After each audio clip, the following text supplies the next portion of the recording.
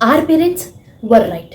सारा स्यापा फोन का है। महान इंटरनेट की वजह से कबीर सिंह हमारा आइडियल बॉयफ्रेंड है।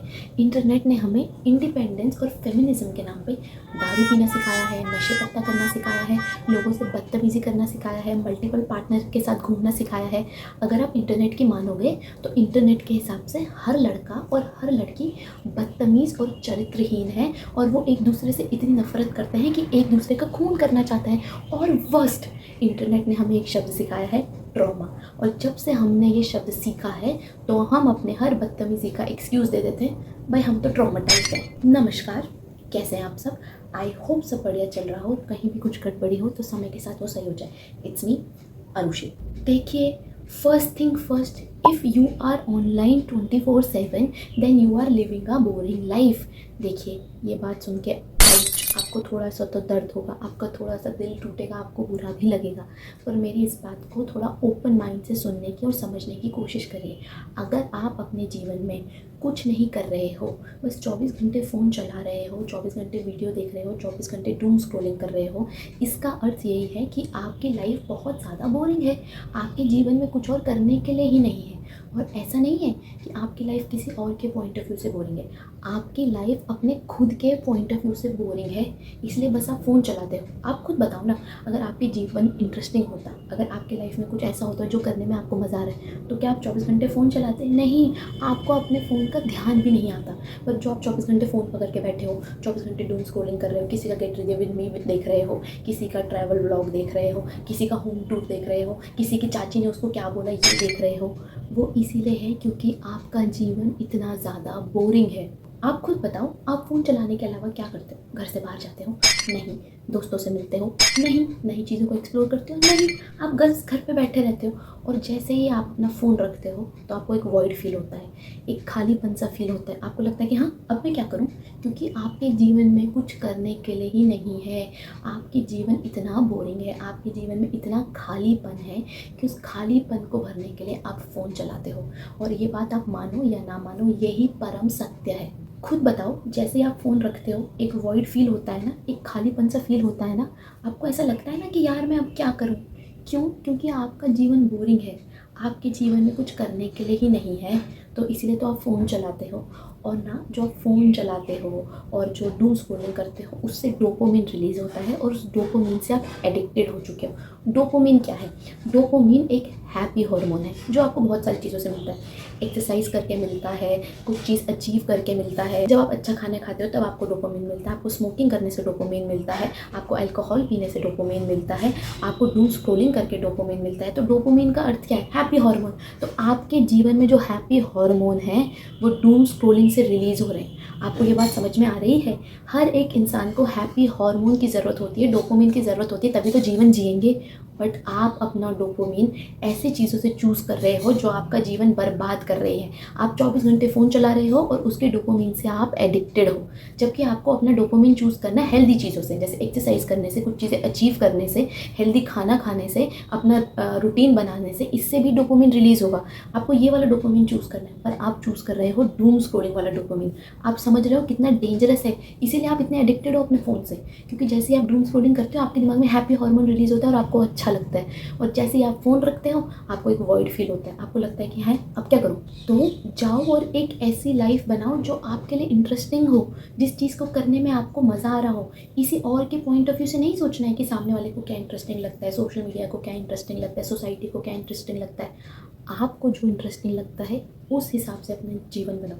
फॉर इंस्टेंस, आपको बैडमिंटन खेलना अच्छा लगता है, पर सारे सोशल मीडिया को और सारी दुनिया को और सारे समाज को लगता है कि खो खो खेलना ज़्यादा इंटरेस्टिंग है, बैडमिंटन तो बोलेंगे नहीं। आप फिर भी जाओ बैडमिंटन खेलो। क्यों? क्योंकि आपको वो इंटरेस्टिंग लगता है। तो आप अपने जीवन को इतना इंटरेस्टिंग बनाओ जिसको करने में आपको मज़ा आए। ऐसी चीज़ें करो जो आपको आपके फ़ोन से दूर लेके जाए, आपको रियलाइज़ ही ना हो कि आप अपना फ़ोन देख रहे हो। Point number 2, what is the actual meaning of feminism?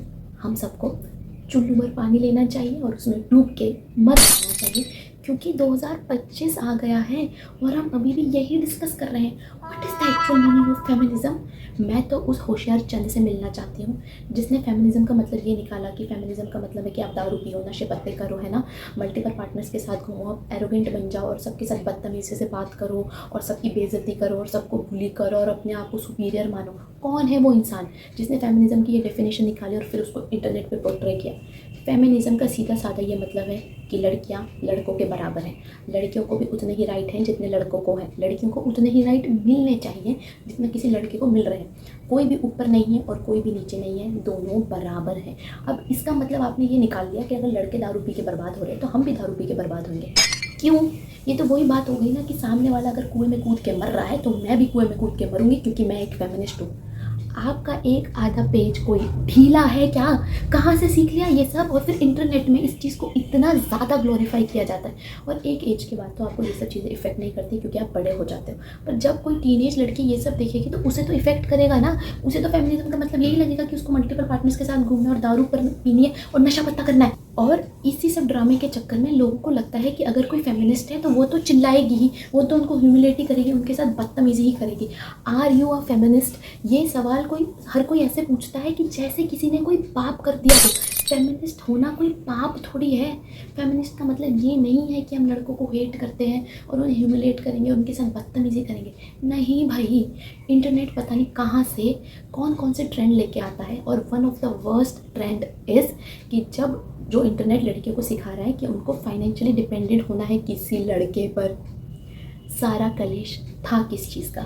हमसे पहले जो जनरेशन थी उन्होंने फाइट ही तो इसलिए की क्योंकि लड़कियां क्या होता था कि फाइनेंशियली डिपेंडेंट होती थी अपने पार्टनर पर, अपने फादर पर, अपने ब्रदर पर या किसी पे भी। इसी चक्कर में वो उनका अब्यूज़ झेलती थी क्योंकि वो अलग नहीं हो सकती थी, उसे छोड़ के नहीं जा सकती थी क्योंकि उसके पास फाइनेंशियल इंडिपेंडेंस नहीं थी। पर जैसे ही फेमिनिस्ट मूवमेंट आया उसके बाद लड़कियाँ फाइनेंशियली इंडिपेंडेंट हो गई और वो अब किसी लड़के की बदतमीजी नहीं झेलती और इंटरनेट यहाँ सिखा रहा है कि आप स्टे एट होम गर्लफ्रेंड बनो। One of the worst trend of internet is stay at home girlfriend। ये क्या नौटंकी है? चलिए आप स्टे एट होम वाइफ हैं तो फिर भी अगर आपके पार्टनर आपके साथ कुछ बुरा करता है तो कोर्ट आपको प्रोटेक्ट करता है, लॉ आपको प्रोटेक्ट करेगा अगर आपके हस्बैंड ने आपको कुछ किया है तो। पर ये स्टे एट होम गर्लफ्रेंड का क्या नौटंकी है? आपके साथ कुछ बुरा हो गया, कौन प्रोटेक्ट करेगा आपको? और हाँ, अगर आपने ये नहीं सुना है तो ये बहुत फॉरेन कॉन्सेप्ट है, इंडिया में अभी नहीं आया है क्योंकि लिव इन रिलेशनशिप अभी हमारी सोसाइटी में थोड़ा टैबू है ना, इतना एक्सेप्टेबल नहीं है। And I am very glad कि ये इंडिया में नहीं आया है और मैं चाहती भी नहीं है इंडिया में आए। What is this nonsense stay at home girlfriend? क्या पागल हो क्या? मतलब एक तरफ हम मॉडर्न इंडिपेंडेंट लड़कियाँ बन चुकी हैं 2025 की और दूसरी तरफ हम लड़कियों को ये सिखा रहे हैं कि आपको अपने फाइनेंसिस के लिए किसी लड़के पर डिपेंड होना है। हमारी जो पूर्वज थी, जो महिलाएँ थी जिन्होंने हमारे लिए लड़ाई करी है, वो अपनी कब्र से बाहर आ जाएंगी ये सब बातें सुनकर, ठीक है? तो ज़्यादा मॉडर्न बनने की कोई ज़रूरत नहीं है। Stick to your morals. जो चीज़ें आपको सिखाई गई हैं गलत हैं, वो गलत हैं। नशा करना अगर गलत है तो वो गलत है इर्रिस्पेक्टिव ऑफ योर जेंडर। वो किसी लड़के के लिए भी गलत है और किसी लड़की के लिए भी गलत है, ठीक है? उल्टी सुल्टी चीज़ों में मत पड़ो। फेमिनिज्म की जो रियल डेफिनेशन है, स्टिक टू दैट, उस पर स्टिक करो। फेमिनिज्म का मतलब ये नहीं है कि आप किसी के साथ बदतमीजी करोगे यार। आपके अंदर काइंडनेस है, लड़कियों के अंदर काइंडनेस होती है, उसे बरकरार रखो। ऐसे नहीं होना चाहिए कि लड़कियों को देख के ही लोग डर जाएं, भाग जाएं क्योंकि आप एक फेमिनिस्ट हो। पॉइंट नंबर 3, क्या आपका भी आइडियल पार्टनर कबीर सिंह है? आप क्या चाहते हो कि आपका पार्टनर कभी भी आपके थपेड़े मार दे, आपके फादर की डिसरिस्पेक्ट करे, आपको कंट्रोल करे, आपके इंटीमेट मूवमेंट को पब्लिकली डिस्कस करे और आपको एम्बैरेस फील करे? यही सब चाहते हो? इंटरनेट ने हमारा आइडिया ऑफ लव इतना मेस्ड अप कर लिया है कि हमें लगता है जब तक हमारा पार्टनर जेलेसी में किसी का खून ना कर दे वो प्यार थोड़ी है। कम ऑन यार, ऑब्सेशन और जेलेसी में जब तक आपका पार्टनर किसी लड़के को मार ना दे, किसी का खून ना कर दे, किसी की हड्डियाँ ना तोड़ दे, तब तक वो आपसे प्यार थोड़ी करता है। आप मुझे कमेंट सेक्शन में बताओ कि आपका आइडिया ऑफ लव क्या है? जेलेसी, ऑब्सेशन, कंट्रोलिंग नेचर को हमने इतना ज़्यादा कॉमन कर दिया है। There are statements like he can't breathe without me. क्यों बहन, ऑक्सीजन हो तुम। आपका रिलेशनशिप आपके जीवन का एक पार्ट है, आपका सारा जीवन नहीं है। अगर आप 24/7 अपने पार्टनर से चिपके रहोगे तो एक पॉइंट ऐसा आएगा जब आप दोनों एक दूसरे के लिए टॉक्सिक हो जाओगे। अगर आपको एक हेल्दी हैप्पी रिलेशनशिप मेंटेन करना है तो आपको अपनी इंडिविजुअलिटी भी मेंटेन करनी पड़ेगी। मतलब कब से हमने ये डेफिनेशन बना लिया कि प्यार का मतलब ये है कि आप सामने वाले को कंट्रोल करके रखो, उसे पकड़ के रखो, अपने हिसाब से उसे चलाओ? नहीं, प्यार का मतलब तो ये है कि आप सामने वाले को बस खुश देखना चाहते हो। आपकी खुशी इसी में है कि सामने वाला खुश रहे, फिर चाहे वो आपके साथ हो या किसी और के साथ हो। प्यार का अर्थ यही है कि आप सामने वाले को खुश देखना चाहते हो कि भाई तू बस खुश रहे, तू हंसता रहे, खिलखिलाता रहे, फिर चाहे मेरे साथ हो या किसी और के साथ। आपको प्यार हुआ, आपने सामने वाले को जाके बताया, अगर किसी कारणवश वो आपके साथ नहीं रहना चाहते तो आप उनको प्यार से समझाने की कोशिश करोगे। मतलब ऐसा नहीं करना है कि आप गन पॉइंट पे उसको समझा रहे हो क्योंकि आपने किसी मूवी में ऐसा देखा है, नहीं। आप प्यार से उन्हें समझाओगे और अगर फिर भी वो आपके साथ नहीं रहना चाहते तो आप उन्हें जाने दोगे, क्योंकि आप उनसे प्यार करते हो और आपकी खुशी इसी में ही है कि वो खुश रहें। आपकी खुशी इसमें नहीं है कि आप उसको किडनैप कर लो और ज़बरदस्ती उससे शादी कर लो। दूसरा, stop romanticising pain and misery. अगर आपका ब्रेकअप हुआ है, आई नो आपको तकलीफ़ हुई, आपको रोना है, आपको कष्ट हुआ है, आपको बहुत ज़्यादा बुरा लग रहा है, इसका मतलब क्या है पर कि आप सारे जीवन मूव ऑन नहीं करोगे, सारे जीवन वहीं अटके रहोगे, अपने जीवन को बर्बाद कर दोगे? क्यों? एक ही तो जीवन मिला है। अगर आपके साथ ब्रेकअप हुआ है, अगर आपके साथ कुछ बुरा हुआ है, ठीक है, उससे हील करो और आगे बढ़ो। आपका जीवन, आप इस धरती पे इसलिए आए हो ताकि आप हंसते रहो, मुस्कुराते रहो, खिलखिलाते रहो। आप इसलिए नहीं आए हो कि आप रोते रहो और अपना जीवन बर्बाद कर दो। और अगर आपके जीवन में कोई सिचुएशन ऐसी आती भी है जिसने आपको बहुत ज़्यादा हर्ट किया और आपको बहुत ज़्यादा रोना आ रहा है, फिर भी आगे बढ़ो। आप इसलिए पैदा नहीं हुए हो कि आप रोते रहो। एक दिन ऐसा आएगा, भगवान जी नीचे आएंगे और हम सबके इतने ज़ोर के थपेड़े मारेंगे कि बेवकूफ़ हो, तुम्हारे जीवन में इतनी ज़्यादा खुशी, इतनी ज़्यादा हैप्पीनेस लिखी है मैंने, फिर भी तुम्हें रोना है, फिर भी तुम्हें आंसू बहाने, बेवकूफ़ हो क्या? तो इंटरनेट ने ये सब जो ग्लोरीफाई किया है, वन साइडेड लव, ब्रेकअप के बाद बर्बाद हो जाना, किसी के प्यार में बर्बाद हो जाना, तड़प तड़प के इस दिल से आह निकलती रही। क्यों क्यों आह निकालनी है? Move on. सबको बुरा लगता है जब आपका ब्रेकअप होता है, जब आपको कोई चीट करके जाता है, सबको हर्ट होता है, बट दैट डजेंट मीन कि आप अपना जीवन बर्बाद कर दोगे। एक ही जीवन मिला है आपको, वो भी आप रोते धोते निकालना चाहते हो? नहीं। तो please please please put your phone down and stop romanticising hate, negativity, tears in any shape and form. Point number 4, stop using trauma as an excuse for your वाहियात बिहेवियर। देखिए, आपके साथ पास्ट में जो कुछ भी हुआ, बहुत बुरा हुआ, नहीं होना चाहिए था। आपकी तो इसमें कोई गलती भी नहीं थी, सामने वाला ही बेवकूफ़ था। आप इतना हर्ट, इतना पेन, इतने टीयर्स, इतनी नेगेटिविटी डिज़र्व नहीं करते। पर जो हुआ वो हो गया ना।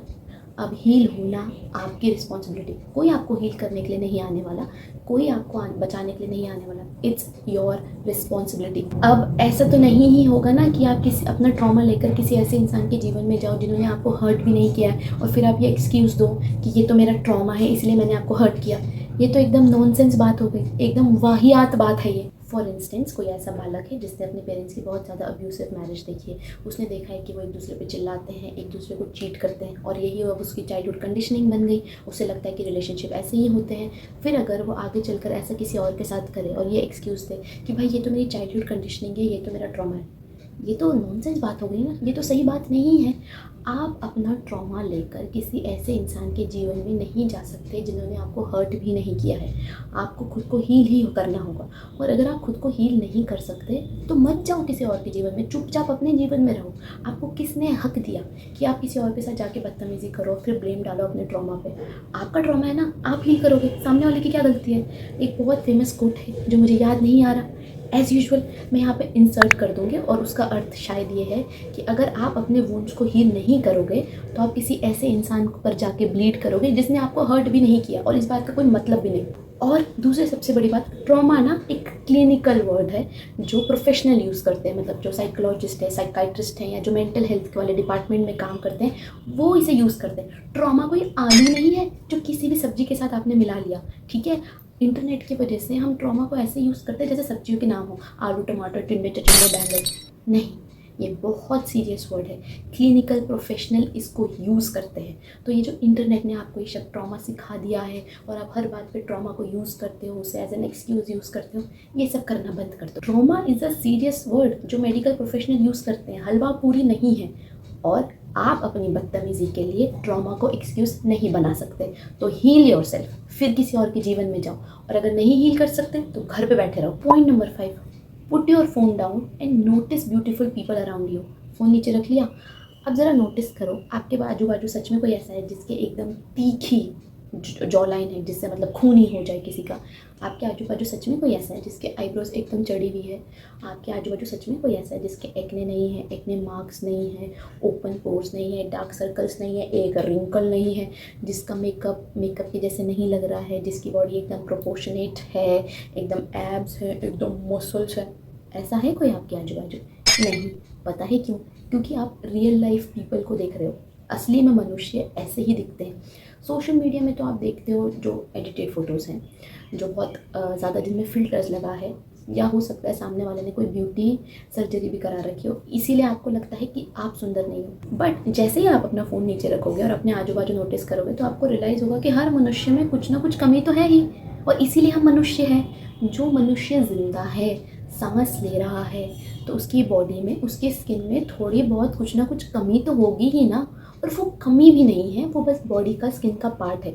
कमी तो वो हमने बना ली क्योंकि हम सोशल मीडिया इतना ज़्यादा देखते हैं, तो हमें ऐसा लगता है कि जिसके एक्ने हैं, जिसके डार्क सर्कल हैं, और जिसके ओपन पोर्स हैं, जिसके थोड़े से रिंकल्स हैं, तो वो एलियन है।